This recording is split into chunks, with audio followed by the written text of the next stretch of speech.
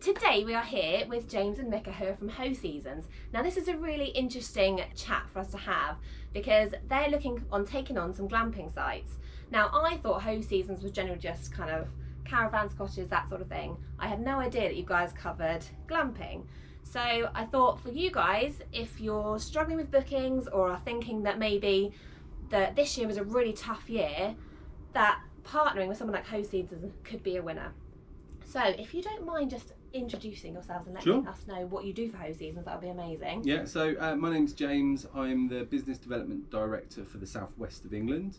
My job pretty much entails coming to sites like yours and recruiting them onto the Hoseasons platform. Hello, my name's Mika. I'm the Property and Portfolio Manager for the Southwest, so work very directly with James. My role essentially entails, once you are with Hoseasons, the management of your account from both a commercial standpoint but also relationship wise. So some of the keys are to making sure that your properties and your sites perform as well as you'd hope. So what are the benefits? So if I said, right, here, take over my site, why would I want to do that? I think that more than anything, from a marketing perspective, like Hoseasons has over 22 million customers in its database, and repeat business. Like, you know, like 60% of your business is repeat customers, and we feel exactly the same. But it's just a platform which has worked for years and years. And I think to kind of supplement within that as well, although glamping maybe hasn't historically been something that we've specialised in quite the same way, the diversity across Hoseasons' portfolio huge, endless. We have, you know, kind of 700 plus locations. So what that means is we've got insights from every single one of those that we can then share with you independently. Okay. So the value that we can not only offer is, yes, the huge marketing exposure, but also the insight from people that run operations like yourselves. Okay, so you can kind of give glamping sites tips and tricks of how to change their site, or how to... I don't think we'd tell you how to run your business at the end of the day, because you guys are here, you do the absolute nuts and bolts of it. But what we can maybe do is say, well, actually we saw this at a certain site, or we've got this little piece of feedback, or actually we've seen the market shift in this way. You might not have seen it yet because, you know, as a smaller operator, you wouldn't necessarily see the big trends until maybe they've already happened. Whereas we kind of tend to see the earmarking of people spending more, spending less, booking earlier, booking later, just as it's about to really hit.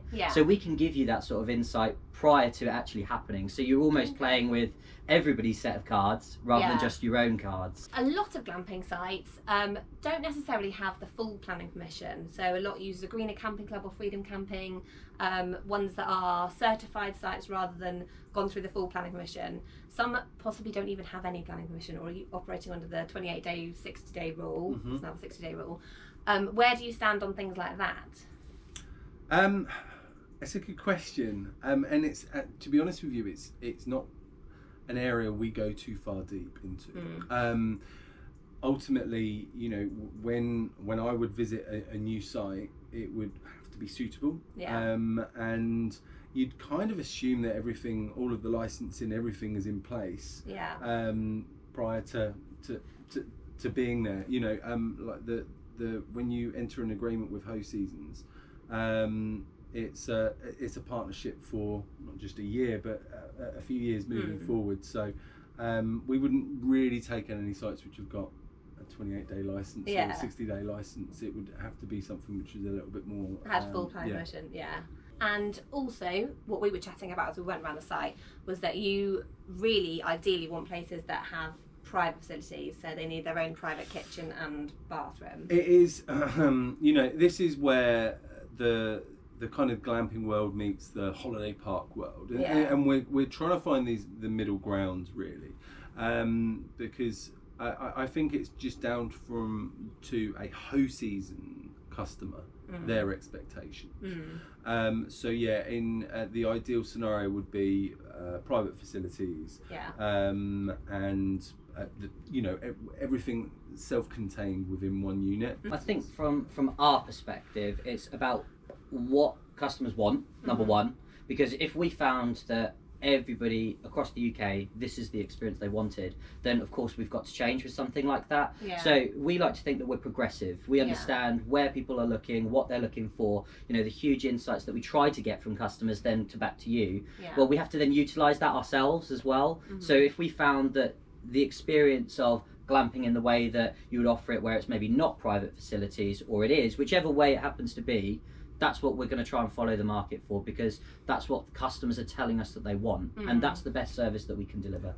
Yeah, people now want experiential travel. They want something quirky. They want something Instagrammable. They want something different, don't they? Experience stays, you know, it's what people want. It's that little bit different. When we were talking earlier again about the caravans, and I'm going to use the Safari Lodge as an example, being not too differently priced, and you'd think, well, you'd obviously buy a static caravan because it's going to last longer.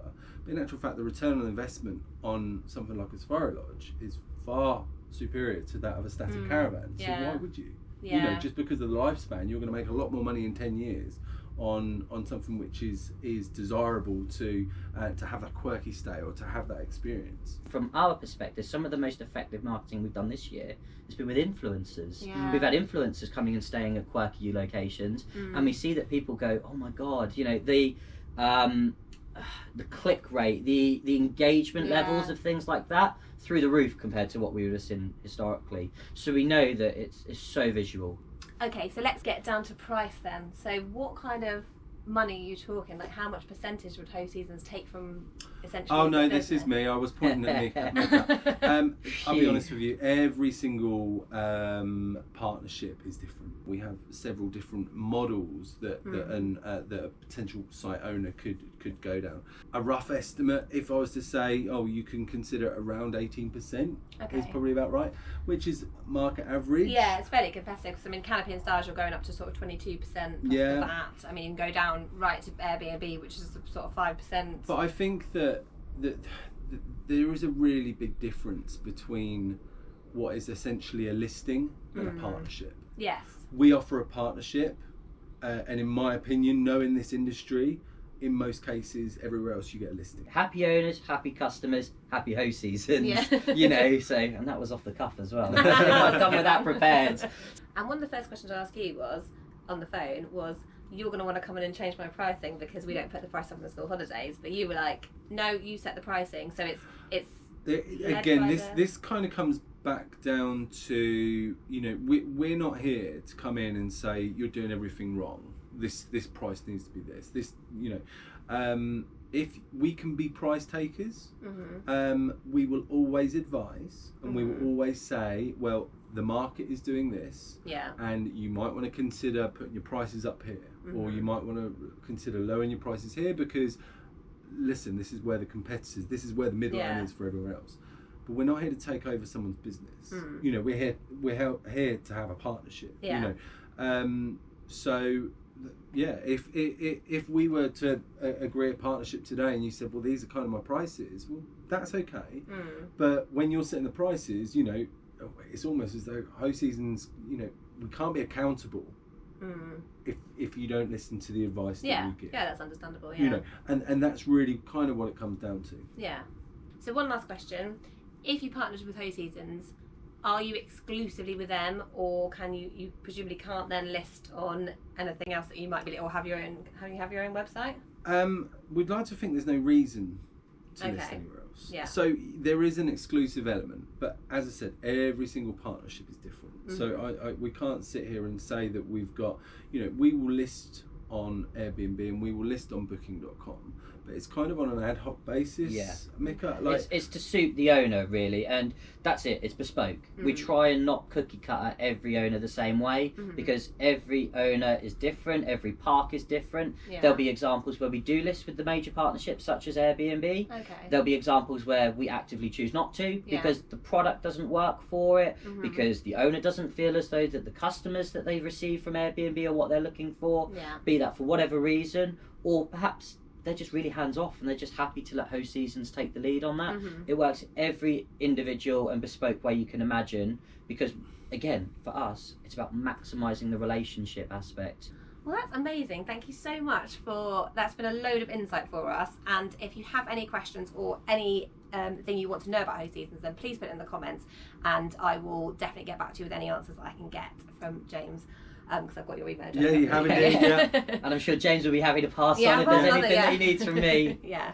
So thank you ever so No, much. excellent, thank you. Thank you so much for having us.